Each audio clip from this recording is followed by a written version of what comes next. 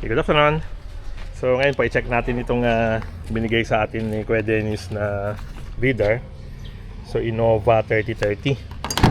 Check lang po natin para may mabasa lang po siya dito sa unit. Okay. So ngayon po natin.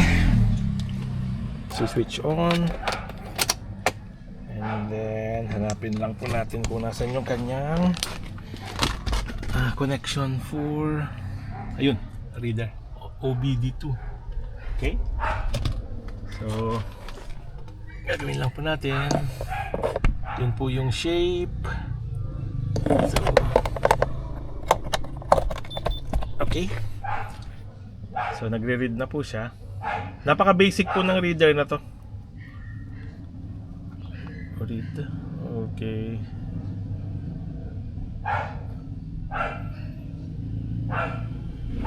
Read ka, enter, or reading siya.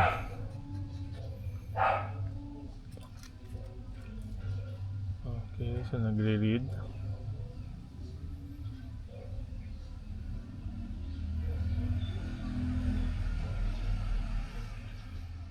Ngayon po ang ginagawa natin, pag may lumabas na reading, pipicturan and then isa-search sa Google po.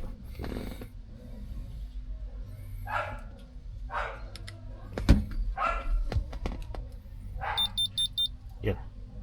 P, okay, katulad po niyan, may lumabas na P1404. Okay, so picturean lang po natin and then search po natin sa Google. Okay. So may one of two po yata yun. So try natin arrow down. Yan po, yun yung 2. So P042F. So yun po yung mga na-detect niya fault code. Okay, so down, wala na. So dalawa po ang na-monitor, ang na-check niya. So ngayon punta po tayo sa Google para i-check. So ang gagawin lang po natin is ito, and then Google.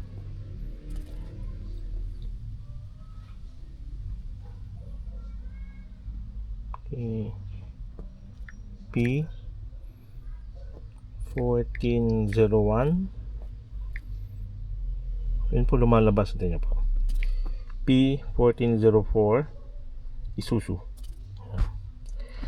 The P1404 code for an Isuzu indicates an EGR, exhaust gas recirculation close position performance problem, meaning the powertrain control module detects the EGR valve is not fully closing as expected, often due to carbon buildup, a stuck valve, or a faulty sensor wiring.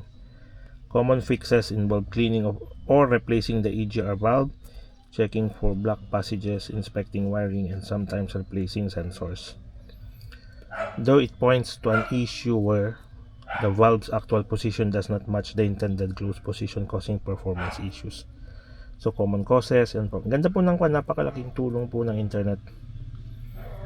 Magche-check engine light, inspect. So ito na po yung gagawin natin. Okay, so next, P0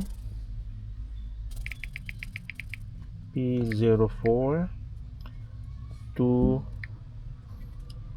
F Isuzu.